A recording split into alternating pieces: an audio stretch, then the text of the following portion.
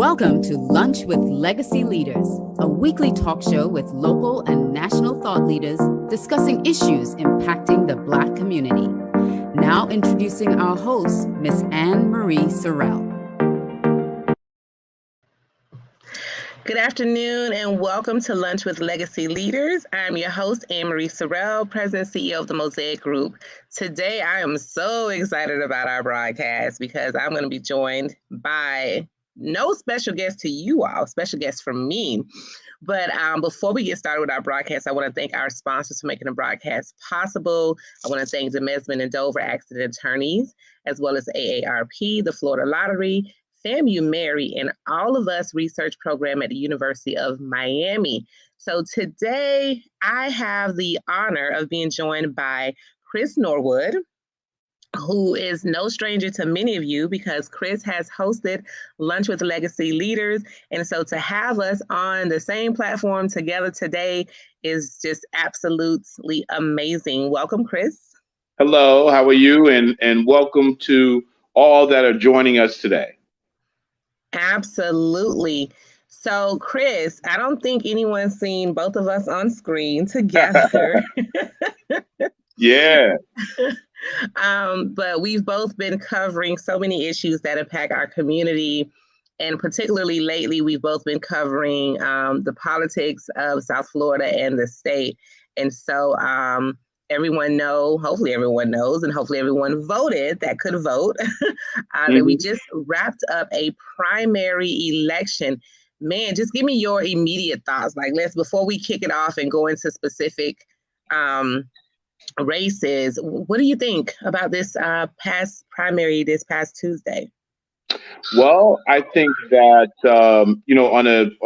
on a national stage, everyone is always watching Florida, trying to understand how we are doing and how our candidates are performing.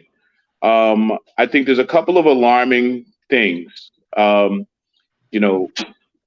Approximately 1.6 million Republicans voted throughout the state of Florida, but about 1.3, 1.4 million Democrats and went out to vote in Florida. And I'm guesstimating that based upon those races where you both had a statewide candidate for, let's say, Commissioner for Agriculture, and then a statewide candidate for Commissioner for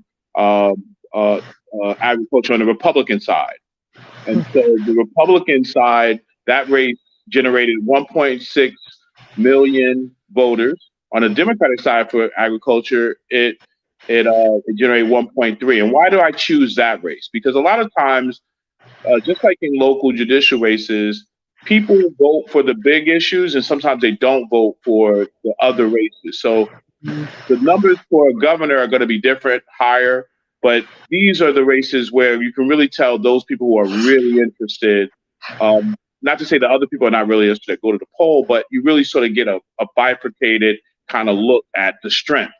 And so it looks like Republicans are more excited in the state of Florida right now.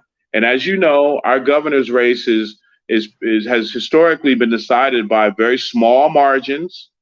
And if approximately 300,000 more people on the Republican side are going to the poll, that's a problem that we need to talk about and need to fix as soon as possible. And we only got a couple of months to do that. Well, I think too, and I want to make the disclaimer known, this is a nonpartisan show. Oh, absolutely. So Legacy MIA Media Group does not take any particular position with a particular candidate as well. So I just want to kind of put those disclaimers out there in advance. But you make a good point, and I think what's going to be interesting to watch is that was a primary. And because we have a closed primary in our state, we've had a super, a crazy increase of registered independents in the state of Florida. And that's going to be the telltale in November because we have no idea which way those independents are going to vote, whether they're going to vote Democrat or Republican. and the influx of people that we've had move to the state, especially South Florida, where South Florida used to be very predictable on being, blue. So this election coming up in November is going to tell if Florida is still South Florida, if it's red, blue, or purple, right? Mm-hmm. Based on the number of, these thousands of new voters that have moved to the area from all over New York, California, et cetera, as well as the increase in independent voters and which direction they decide to vote. So I don't know if you have any thoughts on that, but that's something that I'm definitely interested in watching, how that, how the tides may turn as a result of just the changes in residents as well as independent voters, independent registered voters. Yeah, I mean, absolutely. I'm reminded of Charlie Crist's press conference when he talked about the fact that, it's kind of funny. He was like, I know a lot of y'all don't think I'm going to win, in this press conference. At least he's being honest about some things. But in that discussion that he had, he talked about the importance of the independent voters and the people that he wanted his campaign to be about. Very interesting press conference, because he said he doesn't want certain people to vote for him. I thought that was a very interesting message. He said, I don't want certain voters, zealots, to vote for me. They should vote for the other side. He said he wanted, so-called good Democrats, good Republicans, and good independents. So clearly trying to appeal to independent. That is a message, I think, cloaked to appeal to independent voters by saying forthrightly that there are certain voters, I don't want their vote. And I think that's kind of bold. I thought it was a bold statement, may have went over some people's heads or whatever, but I thought that was a pretty bold statement. So yes, independent voters are going to play a large role, as in the state of Florida, our independent voters are this portion of the voter electorate. And so we definitely have to pay attention to that. Yeah. Well, since you started with Charlie Crist, let's dive into this governor's race, right? So, I'm not gonna lie, I was rooting for Nikki, Mm-hmm. I thought that, we've had Charlie Crist, Mm-hmm. but I feel like part of the Democratic strategy is always to go with, what's known, what's comfortable, what's quote unquote safe, because, safely we can beat, DeSantis with Charlie Crist. And I think, that was the kind of the vote per se. But what are your thoughts on the Nikki Fried and Charlie Crist? It got a little ugly between the two of them. Yeah, thank God she graciously, conceded, and she graciously threw her support behind him immediately and said, we got to unite, that the party has to unite. So that was her tweet. But, it got a little mean between the two of them. Well, I think we all know that, at least I think many viewers may agree, that if you are a Democrat, that the choices on the Democratic side were two very flawed candidates. Good people, flawed candidates for the Democratic primary. I think you had one gentleman who is a good person, but one who has changed his party affiliation and we expect to rally behind someone who for many years sided against the issues that most Democrats believe in. Although, as he said, he's seen the light, that still is a very difficult thing for some Democrats to swallow. But more importantly, it's a call of action for the other side. Because if the tables would turn, that would motivate me to go out and vote against someone like that. And I think that's what you get with a former Republican running as a Democrat. It's going to inevitably inspire, I think, more Republicans to come out to vote. And then with Ms. Freed, you know, I'm just going to be honest with you. Ms. Freed, in my view, was someone who was, sort of lucky to have won a statewide office to begin with. Let's be clear that when you run for statewide office, when you run for these commissioner, the commissioner of agriculture, the commissioner of attorney general, or the CFO, you are actually running as a part of a ticket. And the governor is the one, or the candidate on your side running for governor is the one that's pushing the ticket. You are a guest on a ticket. Yeah. And that's a part of the reason why the Republicans have had so much success over the years, because they understand that concept. And they run as a team. They have people on candidates for all those positions that represent key constituencies within their party. And so it's because of Andrew Gillum that Nikki Freed had a job in Tallahassee for 4 years. Yeah. A very important job, the only statewide Democrat that we've had in some time. And so I would have liked her to have run for re-election, because it was so important to have one Democrat in Tallahassee as a statewide officer for multiple reasons other than just being elected, but also because the cabinet of Florida is a separate entity. The cabinet is a separate executive agency in Tallahassee as well. So we had power in her as a member of the clemency board. Her vote mattered in how former felons are dealt with in our state, just as an example. So yeah. I would have loved for her to have been there. And part of me feels it, as I said, I prefaced this by saying, I'm going to be honest with you. I think it was disingenuous. I think she would have had very hard problems running for re-election. And I think that factored into why she ran for governor instead. But I think she would have a better chance to do that. Her numbers show that it never really was there for her. But the combativeness, I think, began to unfurl towards the end. And we've hurt our eventual nominee a lot in this process. So I hate to have a long run-on sentence, but that's kind of my analysis of how that went down.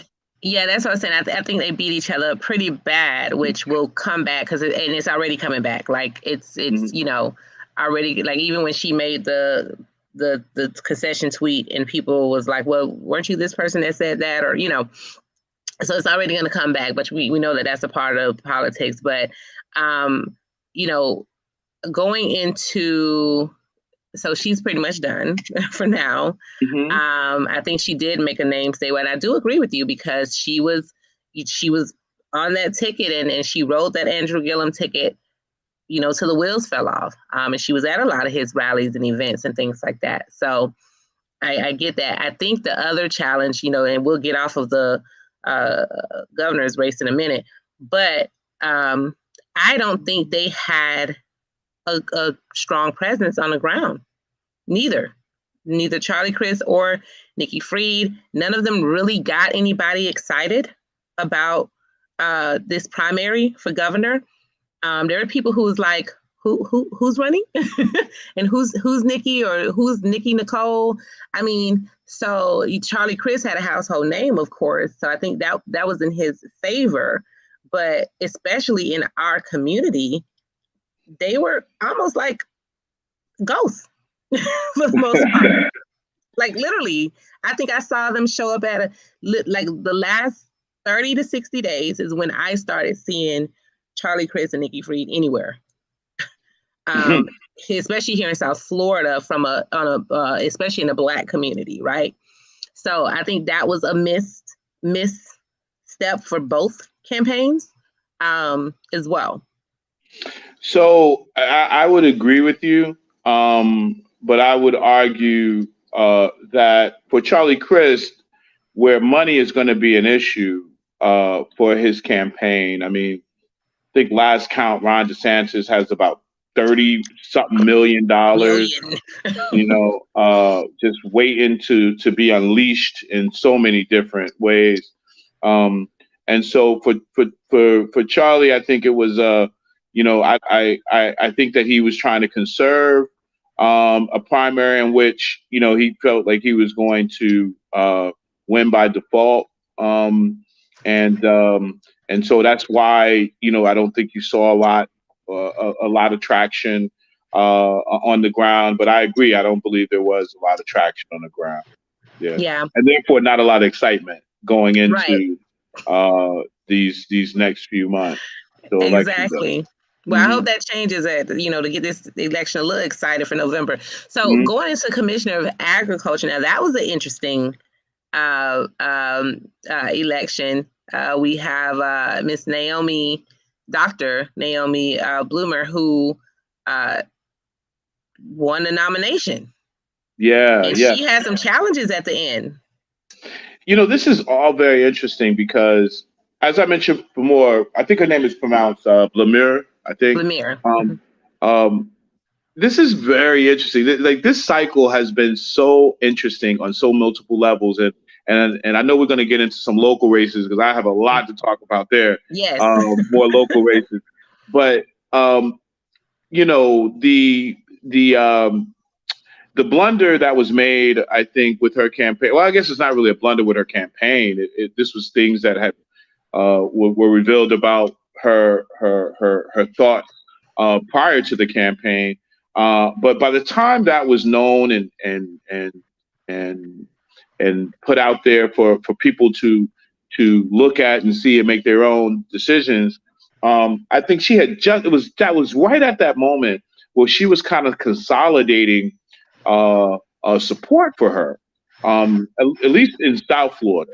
There was a concerted effort right at that same time, like right before then, to consolidate. Right before, I think, the absentee voters were receiving their ballots. I think it was around that time. So the effect of that issue, which was some tweets or social media posts that she had that some people argue shows that she expressed issues of being discriminatory towards certain groups of people. People can argue either way what those means and what have you. But, I'm not really prepared to do that. But clearly there was a controversy. By the time that happened, I think, she was already kind of on a wave to win. So, but this is also very interesting as well. As I mentioned before, the power of running for governor, I believe, is a governor and a cabinet. We're one of the only states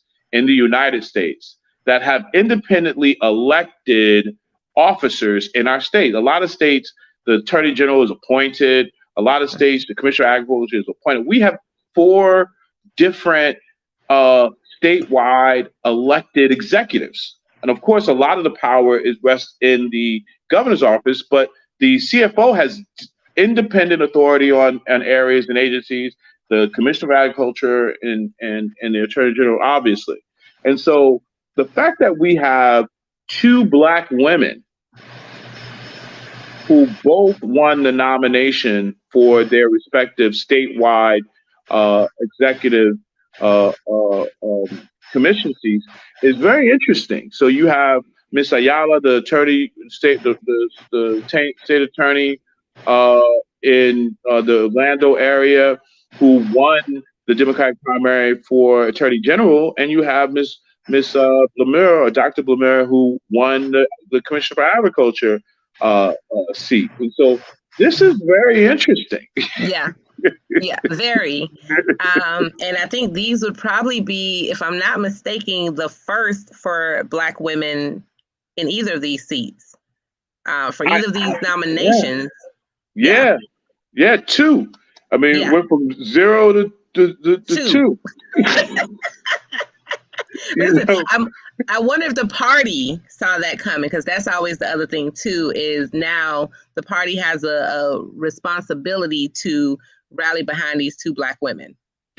Well, see, this is why it's so interesting, right? Because I don't know if it's to their benefit to do it. You know what I mean? Because of some of the flaws of these two candidates. One, if she, I don't know how this thing is going to play out with Ms. Blumer and some of these, how the party and the other groups within our party, one of the things about the Democratic Party, I should say, is that it is a large tent. So there's always fighting. You know what I mean? The party of the big tent where there's so many different people from different backgrounds. There's always a lot of jockeying within that. It's not homogenous. You know what I'm saying? Yeah. And that's the beauty of the tapestry, and it's also the easily the when you turn that cloth over, you see all the tape, and it's very fragile. Yeah. And so that's so her comments may really cause a problem within our party, so much so that you might see people in some groups straight up revolt and vote for the other candidate. I honestly believe there's a possibility. And that is, to me, that's the challenge with Democratic Party versus Republican Party, especially this newer Republican Party. This newer Republican Party will stand in the paint. Ooh. Will they stay on message? They stay on issue, and whatever direction, whatever wave, whatever information, they are all singing the same song, and they're going to stand behind, they're going to support, they're going to rally, they're going to vote, no matter what the controversy is, no matter what. You can say that person, literally like Donald Trump had said when he was running, shot somebody, and they still would not care. They would stand behind that person. I think that's the distinct difference between this newer, and I'm saying new Republican Party versus the Democrats, is that Democrats will waver and waffle and, I don't know if I like that person because they said this and they did this. And at the end of the day, do you want to win, or do you want to continue to be not in power in the state of Florida? And I think that is the staunch difference between the two parties, is the wavering on one end and the continuation of support no matter what, die hard, stand in the paint, that the other party does. So it's definitely going to be interesting for those who did not know to watch how these two young ladies fare in the upcoming November election against the Republican opponents that they will face. So I want to let's go into. Hold up, man. I gotta unpack some of that right there now. Come on now, you know what I'm saying? Because maybe this might be a segue into some of the local races, because you are absolutely right. Our friends on the right side of the aisle have been in lockstep on this past cycle in primaries, but especially here in Miami-Dade. They have been in lockstep. We saw an unprecedented cycle in which the current governor has really redesigned some of our nonpartisan races, particularly for the school board. School boards around this country, around our state, yes. And particularly in Miami-Dade, for instance. And even our judicial campaigns were overly influenced by the role of DeSantis. Yes. In nonpartisan judicial races, you saw people wisely, to be quite honest, cleverly, touting their affiliation with a Republican governor because of the power that he has brought to move votes in our communities. And so, we had a long-serving school board member in Miami-Dade who lost her seat to a DeSantis approved candidate for school board, Ms. Marcia Perez. We had another school board member who declined to run for re-election when another DeSantis approved candidate decided to run against her. And then, so in those races, they were victorious. And that's not taking away from the contributions of these two people.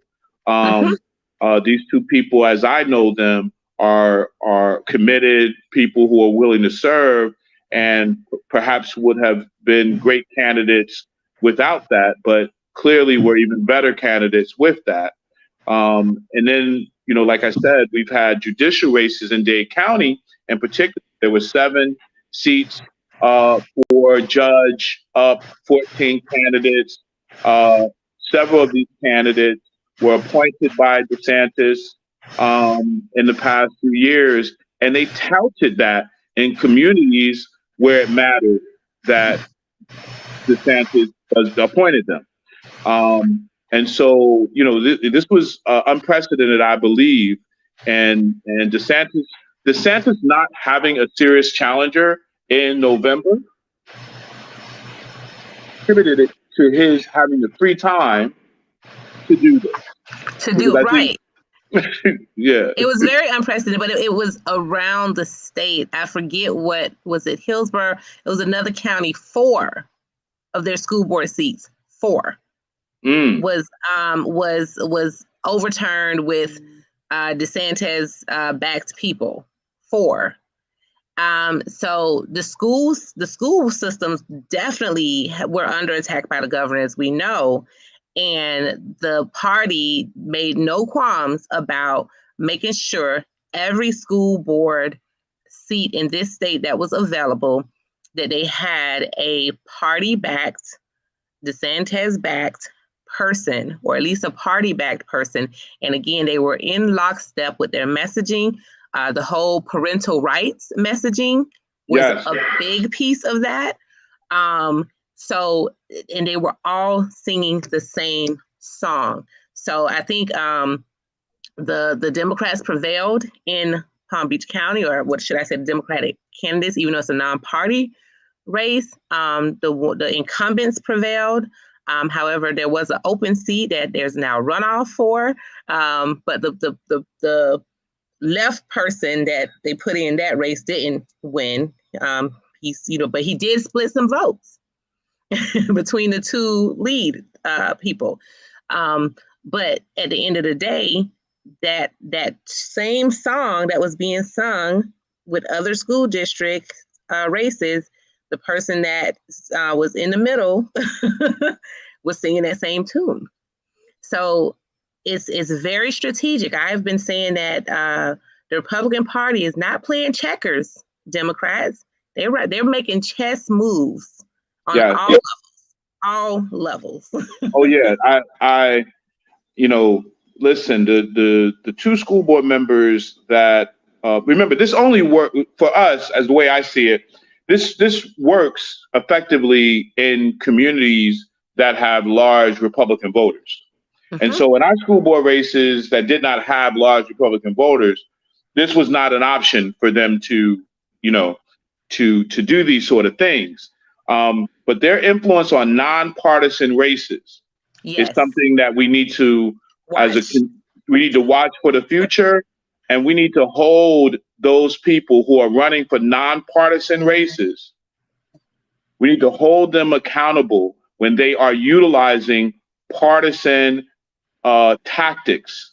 Correct. And in some communities and not in others, because I think that it's easy to do that when you're in countywide nonpartisan elections where one part of the community doesn't know what's happening on the other part of the community, because you can tailor your message through either mailers or communications or radio so that no side knows exactly what the other side is doing.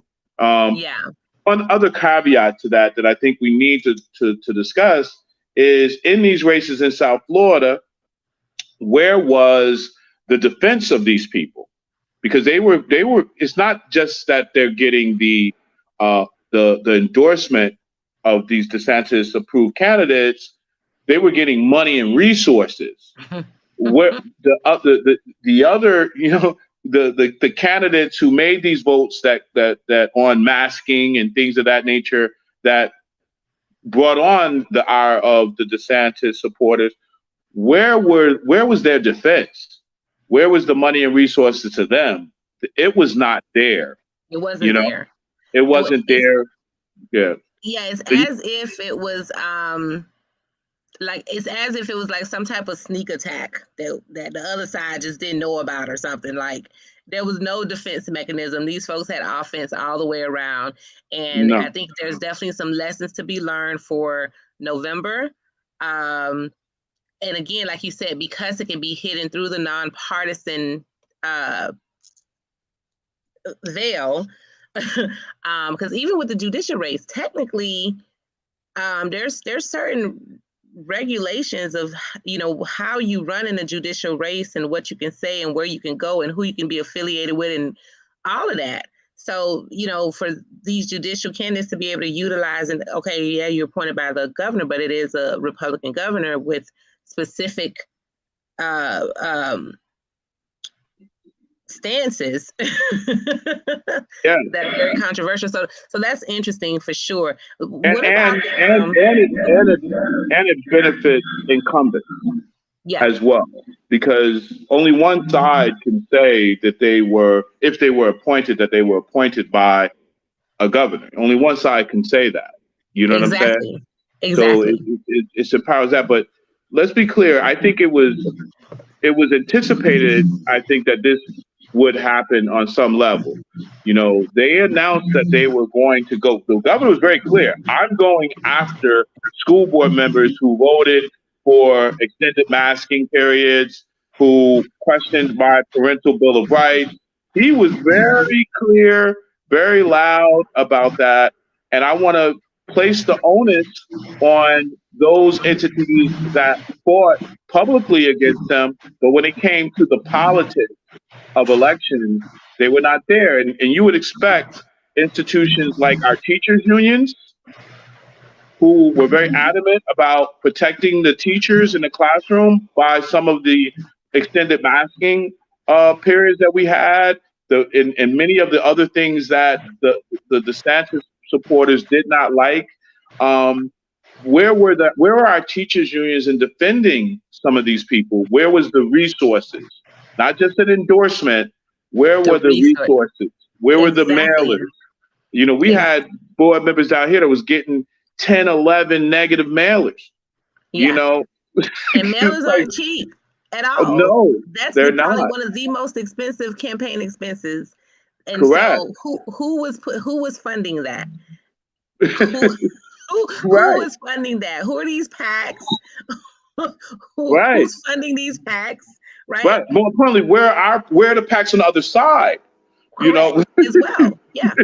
Where the PACs on the other side? So, and I think we're going to have to deal with that post this election in the future, if this is the new, sort of mode of operandi on these sort of issues. And this goes both ways. You know what I mean? I would say the same thing if it was a Democratic governor who is now reaching in and putting partisan politics in nonpartisan elections. I think we should be concerned on both sides on this. So, Well, that's interesting. So what about, I know we're going to get more into some of the other local elections, but I don't want to miss the U.S. Senate race.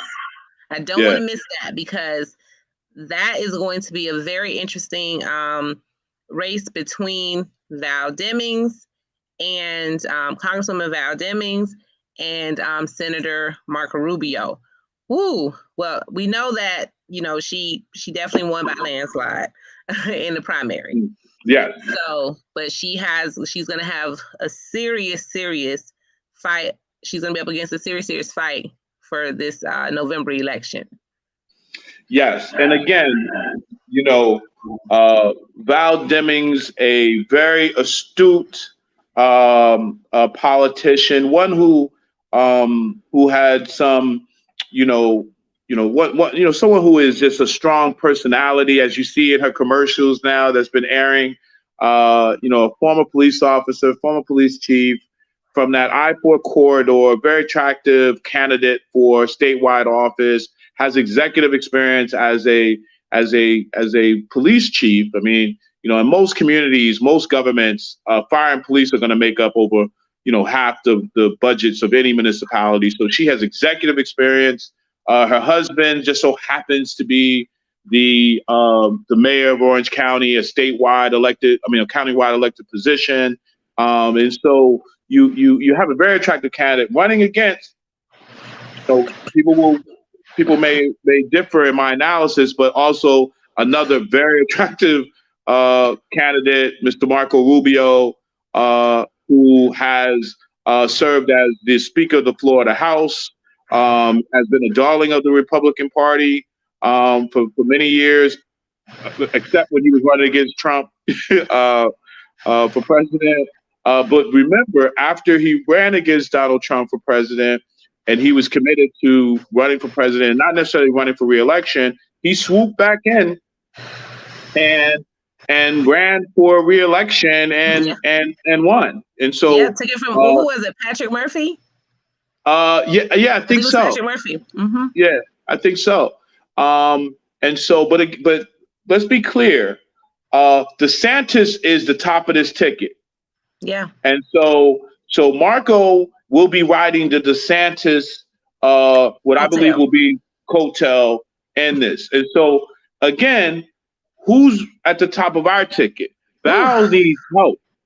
These things don't happen on their own. These are team efforts to win wide. The same people that's going to vote for Val are going to vote for all these other, people, more or less, give or take.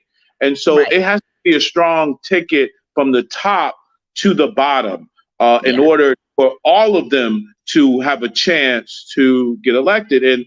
And right now, unfortunately, for my political taste, but as someone who's here just to provide analysis, I have to call it like I see it. DeSantis is running for president of the United States. Yes. And he is doing a good job at it. Which, by the way, I want to just plug real quick so people understand the ramifications of that. He's gonna run, and if he wins this November election as governor for another term, if he decides to run for U.S. president, his lieutenant governor will become governor, correct? Correct.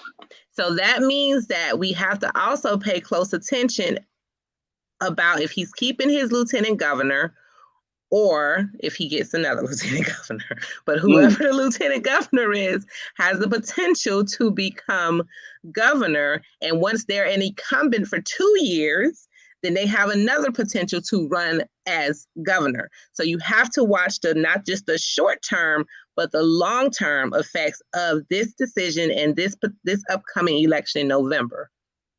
No, you're absolutely right. And although I love and respect Ms. Demings in a personal disclaimer, I know and respect Marco Rubio as well. But I would have much rather preferred Val to actually run for governor than that's what I was hoping. I think we'd be in a hoping too. We need to we need to put our best foot forward for those positions, and she was our best foot forward. But she would have created much more excitement. Yes. But let me tell you something. Again, I'm still excited about this concept of three black women being on a statewide ballot. This is unprecedented, even though two of them, are going to be lightning rods, I think, for the other side.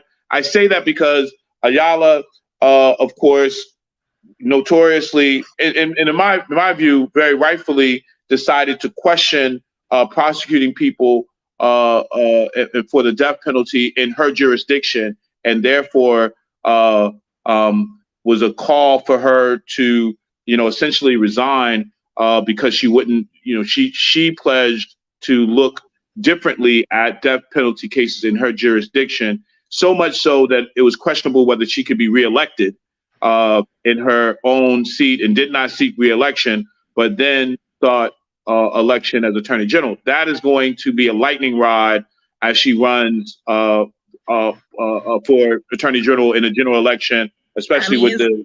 Yeah. Isn't that her being pro-life though? Yes. Again, these are things that I believe in, but just looking at it from an analyst perspective, this is going to be a problem, and how they are able to package that differently is going to be the difference, I think, and the whole ticket, because all of this is going. Remember, it's a team thing, and so if you got one of your team members that has a gaping inefficiency, then you got to deal with that. Your car can't move if even one of your tires has a flat. You know what I'm saying? So we gotta fix that flat. We gotta put some fix-a-flat in there. We got to figure out how to package that message better to resolve that what is an issue. And the same thing with Blamur. But again, this is actually very interesting to conceptualize that we have 3 African-American women who are running statewide. And that is an advancement on its face as a symbol, but we want to move past symbols to affect policy, and it's going to be hard to do that. But I'm sure there's some creative people out there, some creative PR professionals, more smarter than I am, that are being recruited around this country to come into Florida and help out.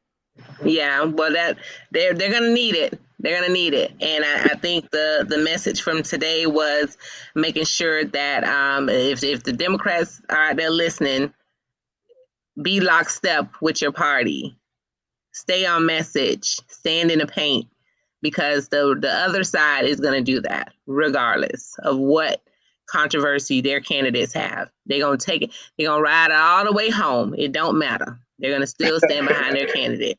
So, congressional races. Ooh. So, in South Florida, of course, Miss Wilson retained her seat. No, not a lot of, not a lot of mystery to that. I would say that it was good to see Miss Wilson out and about. I think when Commissioner Edmondson, who was a former Miami-Dade County Commissioner, decided to run for that seat as well, and then of course backed away. I think it was great to see Ms. Wilson reach out a little bit more to young, to young professionals in the community, and to to sort of, it was just good to see her out because of that challenge. You know what I mean? I think that was great to see. I personally went to some of the grids. It was just great to see the activity. And Ms. Wilson has a lot still left in that tank. And so that was good to see. And then in Broward County, of course, Ms. McCormick pulled through. Perhaps, I know that extends into Palm Beach County as well. What do you think about that? Whew, listen, she pulled it off and with a landslide. And she had an easier opportunity to do that as an incumbent, and I think that her opponent, Mr. Honus, had, he had a lot of challenges from dating back from before. And then I think raising money was definitely a challenge, because once you're no longer in office, your money pool kind of dries up. Right. In addition to, just the challenges. So I think that, but I do want to, question something, because this whole race has been just kind of unprecedented in itself when you look at traditional experienced candidate, right? Versus not so experienced candidate, but a candidate who, spent a lot of money. And, this congressional races, especially in our community, from my understanding, usually tops out around 250, 300, maybe $500,000. But we're talking about millions of dollars spent on this race. So, so there's, it's been very interesting, these two cycles of this particular seat. Yes, we in Miami-Dade, even in our judicial races, we saw people, pulling in 400,000, 300,000 easily for a judicial seat. Unprecedented. Yeah, I think so. And even we saw a lot of activity in the state house races. In Miami-Dade, we have a passing of the baton from Representative James Bush to Representative Ashley Gant in a hotly contested race that really veered on a state representative who has made a couple of votes that did not fall in line with the Democratic Party line, and that became a big issue in his race, and ultimately to his demise. We now have a new fresh face in Miami-Dade politics. Miss Ashley Grant, an attorney, someone who has also been a public school teacher as well. So it's very interesting. We had a changing of the guard in that race. Yeah. No. What did you think about that Broward congressional race? And I guess what are your thoughts on, especially even like you mentioned, the judicial race, $400,000. Like, is this for anybody who may be thinking about running for a seat? Is this what they have to look forward to? Like either being able to raise that kind of money or having that kind of money themselves to put in their own race? Yeah, things are very expensive to purchase when you're running countywide.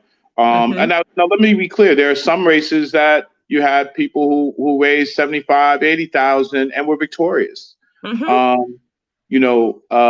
Everyone doesn't want to mortgage their homes in order to win, and sometimes that happens, and sometimes it doesn't. But in judicial races, you can't even really. A judicial candidate technically can't even ask the person for a donation. It's right. Against the judicial candidate to even ask someone for a donation. So judicial races are just very peculiar in that regard. Money in politics is something that you get into the First Amendment, sort of arguments about the use of money and its elevated status in some campaigns as opposed to others. But I believe that you still can run a campaign that's community driven. I believe in that. There are people who would argue with me about that. I believe that you do need some money, but I don't think you necessarily have to mortgage the home in order to do that. I think that you can really, people say they knock on doors, but you can actually do that, and you can generate interest in a campaign, especially a local campaign. I mean, when I say local, I mean like really local. We're talking about a city or a small town or a district in a small city. I mean, you really can get shake hands and kiss babies and talk to people about who you are, and it resonates. But sometimes with the larger scale campaigns, the mass media, it makes it difficult for the average person who just wants to serve, that doesn't have the money for the big consultants, doesn't want the money for the big consultants. Sometimes we have to remember that there's a cost to getting elected sometimes that's not monetary. And people don't want to talk about it, but if a certain group of people want you elected and you get elected, then you owe them. Yes. You owe them. That's just the way it is. I don't care if you're running for the state house. I don't care if you're running for Congress. I don't care if you're running for judge. If a certain group of people are actively trying to get you elected that don't really know you, I'm not talking about your friends and family, but don't really know you, they have a vested interest in you being elected. And guess what? You'll be in that position and you will owe people. And that's not an enviable position. Do you have the pomp and circumstance of a title of honorable? Yes. But you owe people. You're beholding. You're beholden to. You're beholden to. I always say to folks, be careful in these races, whether you're taking money or they're, helping in some other way. What Absolutely. is it that you're beholden to, and what are you signing yourself away to? Because that's what you're doing, or what are you being sold to? And it's dangerous for any position, but I think it's even more dangerous for judicial races. Yeah. It's even more dangerous because you literally are making decisions every day.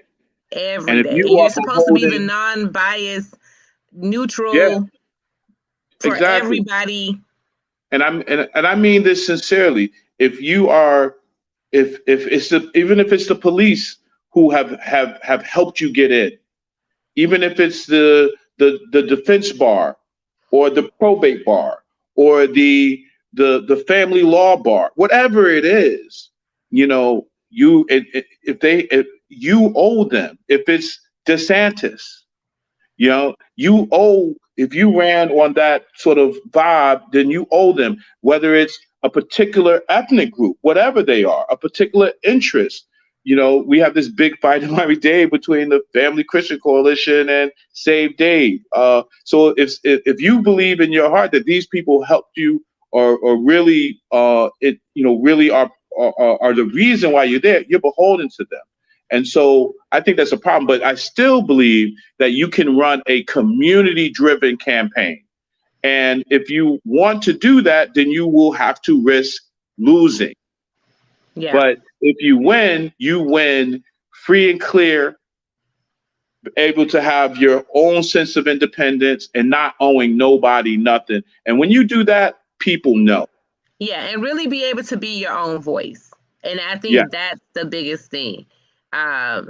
Personally, for me, I want to be able to be my own voice, go to be my drum and do what's right, what I believe is right, and not be beholding to any particular person, organization, or whatever, right? So yeah, I get that. So I know we got to run soon, Chris, but real quick, we know that there was a couple of other seats. Barbara Sharif for state representative did not prevail. She's been on Lunch with Legacy Leader, friend of Legacy. And I believe that her opponent was victorious in that particular quest. In Broward County, Hazel Rogers, new county commissioner for Broward, District 9. And then you had the seat between the race between Bobby DuBose and Robert McKenzie. There was another candidate as well, but I think they were the two leading candidates. Now, is that one going to be a runoff? Because I see McKenzie got 46% of the votes and Bobby got about 39%. In the county commission, do they need 51%? I'm not quite sure about Broward. I'm assuming typically that's the way it's in Miami-Dade. It is like that. Yeah. So, for instance, in Miami-Dade, we had a District 2 commission race in which Marlene Bastian and Philip Bienami were the top two vote getters, and they will face a runoff in November. I believe that should be the case in Broward. That's typically how it's done. Okay, yeah. So if that's the case, then they're definitely going to have a runoff between Bobby DuBose and Robert McKenzie, which is very interesting in itself. That particular race, and then Keisha Early, who ran for judge, she, very small. So I don't. There was 50.8 with Marty, and Keisha 49.92% of that vote in that judicial race. Wow. I mean, close. Close. Like yeah, you said 50.8? 50.08 and 49.92%. Oh, yeah. Yeah, so that has an automatic recount then. Yeah. And, in a county that size, we're still talking about that. Yeah, I think that's an automatic recount. That maybe that's 1,000. Oh, you just does it do the? Not Are you even. looking at? It's about less than 400 votes. Wow. Less than out of 115,500 something. Less than 400 votes different. Yeah. I'm sorry, out of about 230,000 votes of total between the two of them. That's interesting. Less than 400 votes. There, a recount could change the composition of that, I think. Because I believe that in these situations, you still have to wait for the overseas ballots. I don't know how many there were, but that could play a role. And then in a recount, perhaps there's some disputed ballots that may come in to be reviewed by the canvassing board. That's a interesting interesting play. We gotta ask our viewers to pay close attention to that one. Exactly. And then I want to say the other school board race that was really, really tight. There was quite a few candidates. That one I'm pretty sure is probably going to be a runoff. And it looks like it's going to be more than likely between Jeff Honus and Ruth Carter Lynch. Yeah, school board races, there will be a runoff. That's typically how that the two top vote getters. If nobody gets 50+1, then there's a runoff. And again, I don't know if that's one of those races where, probably not. The DeSantis sort of the Moms for Liberty kind of groups and things of that nature, they can't really have any influence in the African American communities. It doesn't really work there. But I wonder if they played in that pond any. Yeah, I think they did. It was probably that was the largest race in the Broward County School Board race. It was like 7 or so people in that one. Is that one of the countywide things? Because was that one of the?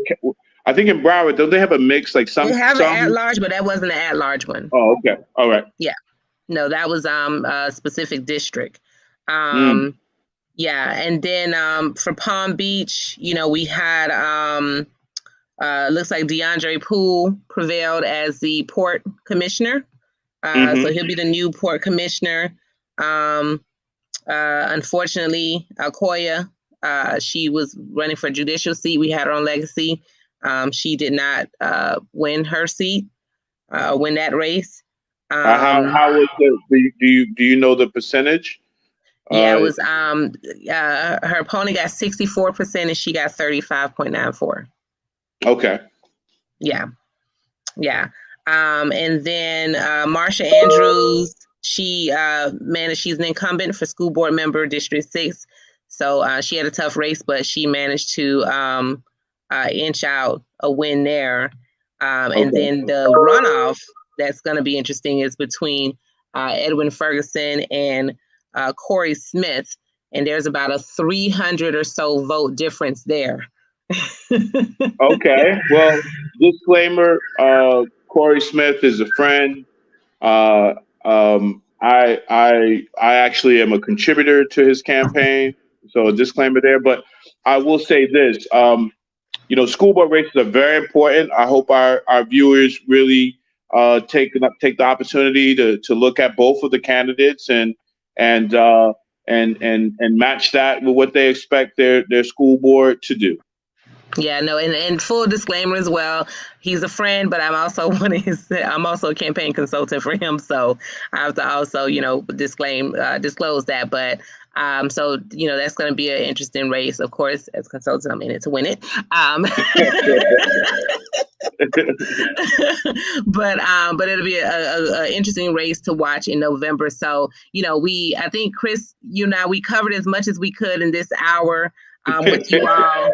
I hope that everyone who has listened, you've been informed, you've gotten some good nuggets out of this discussion. And, more importantly, I'm sure Chris can share the same sentiments. He'll speak for himself, of course, but it's just important that we get out to vote. There's another opportunity for us to get more people registered to vote. The redistricting happened. Make sure you update your voter registration. Make sure you check your precincts, especially if you did not get out, because this wasn't the best turnout.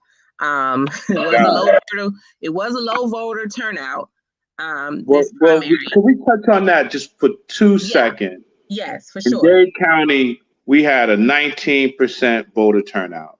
19%. I don't know what it was in Broward. I'm sure you probably know what it was in Palm Beach, but 19%. Palm Beach, 23%. Was the Palm Beach voter turnout, and for Broward, it looks like the voter turnout was about 20%.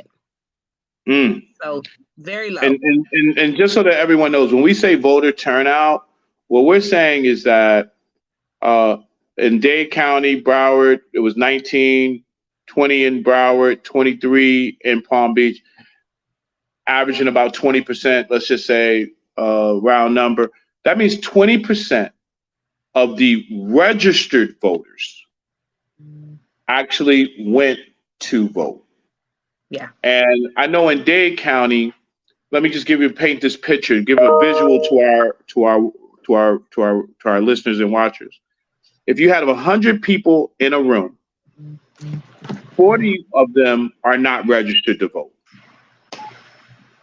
60 of them are registered, and only 20% of them went to the poll. That means 12 people out of 100 people you see actually took the time to go to a poll on Tuesday. And we call ourselves a democracy. We call ourselves paying homage to our nation, paying homage to the legacy of our people, particularly Black folk. The name of this show is called Legacy. The name of this media company is called Legacy. What legacy are we protecting when when 12 people out of 100 are only going to vote, or 12 people out of the 60, the 20% out of those who are actually registered, who know that we even have to vote for our brothers and sisters that may have committed some crime, some violent criminal, petty violent stuff, that can't vote in the state of Florida. Yeah.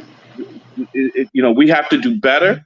And this is why we find ourselves having governments that perhaps don't reflect the values that we have in our community, because the input is not producing the correct output, because the input is not being fulfilled correctly to produce the output that we want to see policy-wise. And so hopefully we can do better in the future.